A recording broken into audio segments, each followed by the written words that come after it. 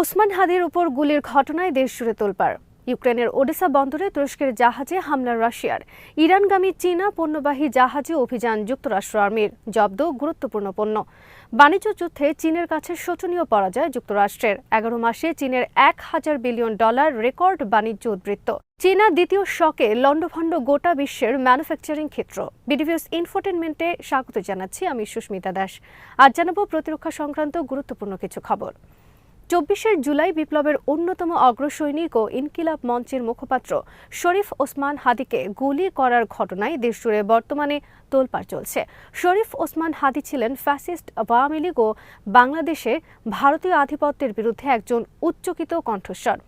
ফ্যাসিবাদ ও ভারতীয় আধিপত্যের বিরুদ্ধে তার প্রতিটি সাহসী উচ্চারণ ও কর্মকাণ্ড ছিল এদেশের কোটি কোটি দেশপ্রেমিক তরুণ যুবক সহ সব শ্রেণীর মানুষের মনের প্রতিফলন এবং প্রেরণার উৎস। বাংলাদেশে ভবিষ্যতে ভারতের যে কোনো আধিপত্য চেষ্টা ও বাংলাদেশ ঘিরে ভারতের ষড়যন্ত্রের ভিত প্রতিনিয়ত নাড়িয়ে দিয়েছিলেন শরীফ ওসমান হাদি।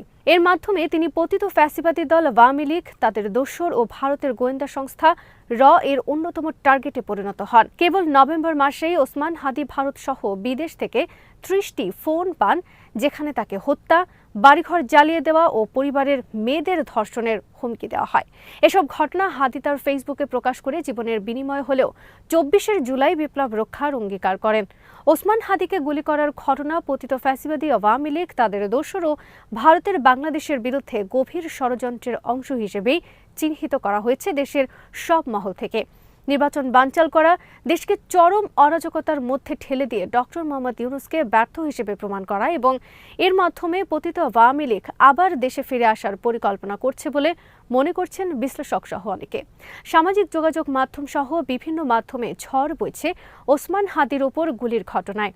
এ ঘটনায় তীব্র সমালোচনা চলছে বর্তমান সরকার সহ প্রধান রাজনৈতিক দলগুলোর বিরুদ্ধে। সামাজিক যোগাযোগ মাধ্যম সহ বিভিন্ন ক্ষেত্রে সমালোচনার কেন্দ্রে রয়েছে ফ্যাসিবাদ নির্মূলে সরকারের চূড়ান্ত ব্যর্থতার বিষয়টি। বিভিন্ন মহল থেকে বলা হয়েছে, সরকার দেশের গুরুত্বপূর্ণ সব ক্ষেত্রে ফ্যাসিবাদের দোসরদের বহাল রেখে দেশ পরিচালনা করছে। ফ্যাসিবাদ দমনে সরকারের দুর্বলতা, উদাসীনতা ও ব্যর্থতার ফলে সব দিক দিয়ে অনেক আগে থেকেই বিভিন্ন ক্ষেত্রে পুরোদমে দেশবিরোধী ষড়যন্ত্র করে যাচ্ছে ফ্যাসিবাদের দোসররা। তাছাড়া দেশ থেকে ফ্যাসিবাদ নির্মূলে রাজনৈতিক দলগুলোর পক্ষ থেকে সরকারের উপর কোনো চাপ সৃষ্টি করা হয়নি, সরকারকে সহযোগিতা করা হয়নি। তারা শুধুমাত্র ব্যস্ত যে কোনোভাবে একটি নির্বাচন করে ক্ষমতায় যাওয়া নিয়ে। শুরুতে প্রধান দুটি রাজনৈতিক দলের পক্ষ থেকে আওয়ামী লীগকে ক্ষমা করে দেওয়া, বিএনপির পক্ষ থেকে আওয়ামী লীগের নিষিদ্ধের বিরুদ্ধে প্রকাশ্যে অবস্থান ও আওয়ামী লীগকে নির্বাচনে অংশ নিতে দেওয়ার দাবি এবং আওয়ামী লীগকে সুরক্ষা দেওয়ার ঘোষণা সহ তাদের বিভিন্ন কর্মকাণ্ডকেও দায়ী করছেন অনেকে সামাজিক যোগাযোগ মাধ্যমে। তাদের মতে, বিএনপির মতো রাজনৈতিক দলের পক্ষ থেকে আওয়ামী লীগের পক্ষে অবস্থান নেওয়ায় প্রশ্রয় পেয়েছে ফ্যাসিবাদীরা। তাছাড়া নির্বাচন ঘিরে সম্প্রতি দিনে দুপুরে আদালত অঙ্গনে মানুষ খুনের ঘটনা ঘটছে। পাবনার জামায়াত প্রার্থীকে হত্যা চেষ্টা করা হয়েছে। সেনাবাহিনী ম্যাজিস্ট্রেসি ক্ষমতা নিয়ে দীর্ঘদিন ধরে মাঠে। তারপরও দেশের আইন শৃঙ্খলা পরিস্থিতি কেন এত নাজুক তা নিয়ে গভীর সন্দেহ আর সংশয় দেখা দিয়েছে। হাদিকে 1 মাসে 30 বার বিদেশ থেকে হত্যার হুমকি দেওয়ার পরও সরকার কেন সচেতন হলো না এবং কেন উপযুক্ত পদক্ষেপ নিল না তা নিয়ে তীব্র সমালোচনা চলছে সরকারের বিরুদ্ধে। সামাজিক যোগাযোগ মাধ্যমে এই ঘটনার দায়ে বর্তমান সরকার ও রাজনৈতিক দলগুলোর উপর চাপিয়েছেন অনেকে। শুক্রবার জুমার নামাজের পর পল্টন বিজয়নগর এলাকায় নির্বাচনী প্রচারণার সময় মোটরসাইকেল আরোহী এক আততায়ী গুলি করে হাদিকে। গুলি তার চোয়াল ভেদ করে মাথায় আটকে যায় এবং তিনি জীবন মৃত্যুর সন্ধিক্ষণে রয়েছেন। হাদি ছিলেন ঢাকা 8 আসনের সম্ভাব্য প্রার্থী। ইউক্রেনের ওডেসা বন্দরে তুরস্কের একটি জাহাজে মিসাইল হামলা চালিয়েছে রাশিয়া। শুক্রবার ঘটে এই হামলার ঘটনা। আক্রান্ত জাহাজটিতে জরুরি খাদ্যপণ্য নিয়ে আসা হয়েছিল ইউক্রেনে। ইউক্রেন প্রেসিডেন্ট ভলোদিমির জেলেনস্কি এই হামলার জন্য রাশিয়াকে দায়ী করেছে। গত সপ্তাহে ভলোদিমির জেলেনস্কি রাশিয়াকে প্রস্তাব দেন জ্বালানি অবকাঠামো ও বন্দরকে হামলা বাইরে রাখার জন্য। শুক্রবার তুরস্কের প্রেসিডেন্ট রিসেপ তাইপ এরদোয়ানও জেলেনস্কির এই প্রস্তাবের সমর্থন দেন। এর কয়েক ঘন্টা পরই ঘটল এই হামলার ঘটনা। এ ঘটনায় তুরস্ক পররাষ্ট্র মন্ত্রণালয় এক বিবৃতিতে কৃষ্ণ সাগরে নিরাপদ নৌ চলাচলের দাবি জানিয়েছে। ইরানগামী চীনা একটি বাণিজ্যিক জাহাজে অভিযান চালিয়েছে যুক্তরাষ্ট্র আর্মি। জাহাজ থেকে জব্দ করেছে গুরুত্বপূর্ণ কিছু পণ্য। যুক্তরাষ্ট্র আর্মি বলেছে, যেসব পণ্য জব্দ করা হয়েছে তা অস্ত্র তৈরির কাজে ব্যবহার করা হয়। তবে আনুষ্ঠানিক বিবৃতিতে বলা হয়েছে, সামরিক এবং বেসামরিক উভয় কাজেই এসব পণ্য ব্যবহার করা যায়। নভেম্বর মাসে এই ঘটনা ঘটে এবং শুক্রবার এটি প্রকাশ করেছে যুক্তরাষ্ট্রের ওয়াল স্ট্রিট জার্নাল পত্রিকা। খবরে বলা হয়েছে, শ্রীলঙ্কা থেকে কয়েকশো মাইল দূরে চীনা একটি পণ্যবাহী জাহাজে অভিযান চালিয়েছে আমেরিকান সেনারা। গত কয়েক বছরের মধ্যে এটি যুক্তরাষ্ট্রের এ ধরনের প্রথম কোনো অভিযান। তবে ইরান বা চীনের পক্ষ থেকে এ বিষয়ে কোনো কিছু বলা হয়নি। বাণিজ্য যুদ্ধে যুক্তরাষ্ট্রকে চূড়ান্ত রূপে পরাস্ত করেছে চীন। গত 11 মাসে চীন রেকর্ড পরিমাণ $1 ট্রিলিয়ন বাণিজ্য উদ্ধৃত করেছে, যা এর আগে বিশ্বে করতে পারেনি কোনো দেশ। বাণিজ্য উদ্ধৃত মানে আমদানির তুলনায় রপ্তানির পরিমাণ বেশি। ধরা যাক, কোনো দেশ $1 পণ্য বিদেশ থেকে আমদানি করেছে 1 মাসে। ঠিক সেই সময় দেশটি $3 পণ্য রপ্তানি করেছে বিদেশে। তাহলে 1 মাসে দেশটির বাণিজ্য উদ্ধৃত হবে $2। আবার কোনো দেশ যদি 1 মাসে $3 পণ্য আমদানি করে এবং $1 পণ্য রপ্তানি করে, তাহলে বাণিজ্য ঘাটতি হবে $2। চীন যেখানে 11 মাসে $1 ট্রিলিয়ন বাণিজ্য উদ্ধৃত করেছে যুক্তরাষ্ট্রে, সেখানে গত অগাস্ট মাসে বাণিজ্য ঘাটতি ছিল $59 বিলিয়ন এবং সেপ্টেম্বর মাসে বাণিজ্য ঘাটতি ছিল $52 বিলিয়ন। অর্থাৎ যুক্তরাষ্ট্র রপ্তানির তুলনায় বিপুল পরিমাণ পণ্য বেশি আমদানি করে থাকে বিভিন্ন দেশ থেকে। 2024 সালে চীনা বাণিজ্য উদ্ধৃত ছিল $992 বিলিয়ন। যুক্তরাষ্ট্রের শুল্ক যুদ্ধের পরও চীন এবার মাত্র 11 মাসে বাণিজ্য উদ্ধৃত $1000 বিলিয়ন ছাড়িয়ে গেছে। 11 মাসে চীনের $1 ট্রিলিয়ন বাণিজ্য উদ্ধৃতকে ঘটনাকে বিশ্বে চীনের দ্বিতীয় শক বা শক 2.0 হিসেবে আখ্যায়িত করা হয়েছে। চীনা এই দ্বিতীয় শক বর্তমানে ইউরোপ সহ গোটা পশ্চিমা বিশ্বে যেসব পণ্যের ক্ষেত্রে আঘাত আনতে যাচ্ছে তার তালিকা অনেক দীর্ঘ। বৈদ্যুতিক গাড়ি, ব্যাটারি, সৌর প্যানেল, সেমিকন্ডাক্টর অ্যাসেম্বলিং, এআই ভিত্তিক হার্ডওয়্যার, ইলেকট্রনিক্স তথা আধুনিক জীবনযাপন এবং আধুনিক বিজ্ঞান গবেষণার যেসব ক্ষেত্রে অন্যান্য দেশ ধীর গতিতে এগোচ্ছে, চীন সেখানে অগ্রসর হচ্ছে ঝড়ের গতিতে।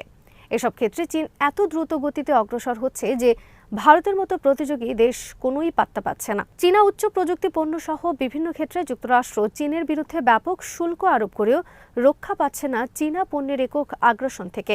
যুক্তরাষ্ট্রের বাজারে বর্তমানে 80% ড্রোন, 70% ব্যাটারি উপকরণ, 60% সৌর প্যানেল, 30% ইলেকট্রনিক্স পণ্যের বাজার চীনের দখলে।